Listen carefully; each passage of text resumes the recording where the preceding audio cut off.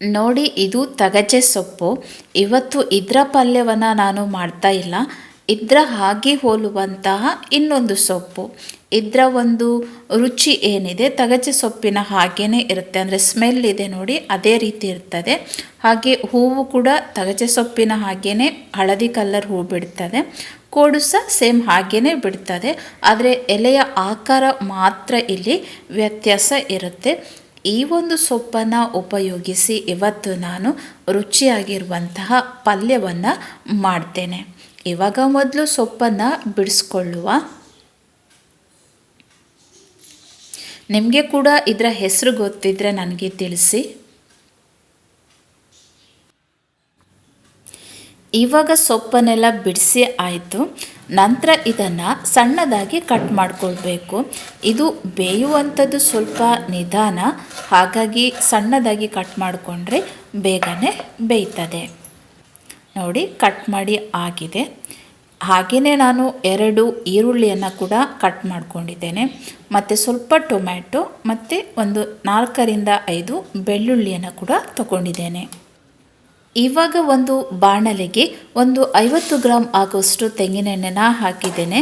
ನಂತರ ಒಂದು 10 ಸ್ಪೂನ್ ಆಗುವಷ್ಟು ಉದ್ದಿನ ಬೇಳೆಯನ್ನು ಹಾಕಿ ಇದನ್ನು ಕೂಡ ಚೆನ್ನಾಗಿ ಹುರಿದುಕೊಳ್ಬೇಕು. ಇಲ್ಲಿ ಮುಖ್ಯವಾಗಿ ಬೇಕಾಗಿರುವುದೇ ಉದ್ದಿನ ಬೇಳೆ, ಹಾಗಾಗಿ ಇದನ್ನು ಹೊಂಬಣ್ಣಕ್ಕೆ ಬರುವಷ್ಟು ನಾವು ಹುರಿದುಕೊಳ್ಬೇಕಾಗುತ್ತೆ.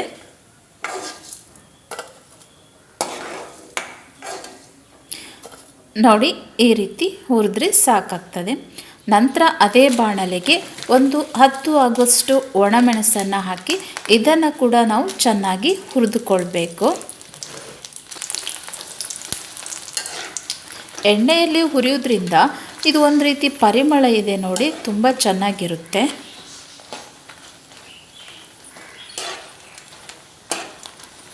ಸಾಕು, ಇದು ಹುರಿದು ಆಗಿದೆ. ಇವಾಗ ಇದನ್ನು ಎತ್ತಿಟ್ಕೊಳ್ಳುವ.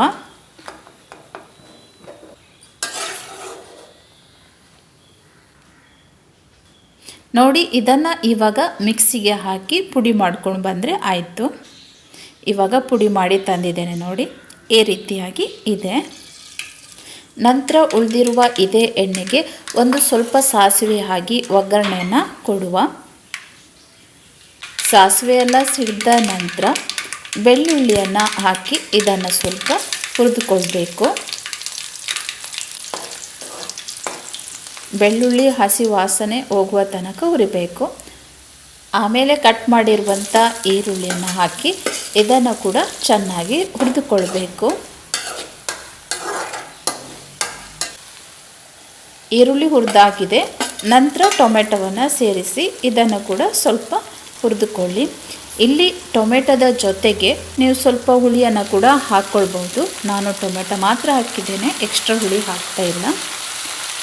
ನಂತರ ತೊಳೆದಿರುವಂಥ ಸೊಪ್ಪನ್ನು ಹಾಕಿ ಇದಕ್ಕೆ 1 ಸ್ಪೂನ್ ಆಗುವಷ್ಟು ಅರಿಶಿನ ಮತ್ತು ರುಚಿಗೆ ಬೇಕಾಗುವಷ್ಟು ಉಪ್ಪನ್ನು ಸೇರಿಸಿ ಮೀಡಿಯಮ್ ಉರಿಯಲ್ಲಿ ಇದನ್ನು ಬೇಯಿಸ್ಕೊಳ್ಬೇಕು. ನಾನು ಎಣ್ಣೆ ಜಾಸ್ತಿ ಹಾಕಿರೋದ್ರಿಂದ ಅದೇ ಎಣ್ಣೆಯಲ್ಲಿ ಬೇಯಿಸ್ಕೊಳ್ತೇನೆ.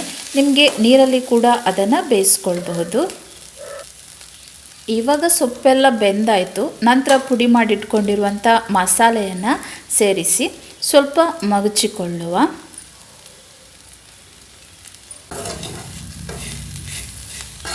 ನಾನು ಎಲ್ಲ ಪುಡಿಯನ್ನು ಕೂಡ ಹಾಕ್ಕೊಳ್ತೇನೆ.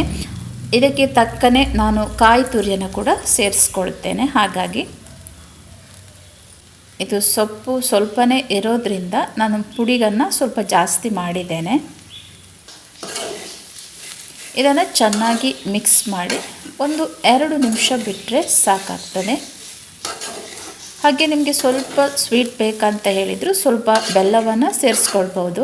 ನಾನಿವತ್ತು ಬೆಲ್ಲವನ್ನು ಸೇರಿಸ್ತಾ ಇಲ್ಲ. ಇವಾಗ ರುಚಿಯಾದಂತಹ ಈ ಒಂದು ಸೊಪ್ಪಿನ ಪಲ್ಯ ರೆಡಿಯಾಗಿದೆ. ಹಾಗೆ ಮರೆಯದೆ ಸೊಪ್ಪಿನ ಹೆಸರನ್ನು ಕೂಡ ನನಗೆ ತಿಳಿಸಿ. ಹಾಗೆ ವಿಡಿಯೋ ಇಷ್ಟವಾದರೆ ಒಂದು ಲೈಕ್ ಮಾಡಿ ಮತ್ತು ನಮ್ಮ ಚಾನಲನ್ನು ಕೂಡ ಫಾಲೋ ಮಾಡಿ. ಧನ್ಯವಾದ.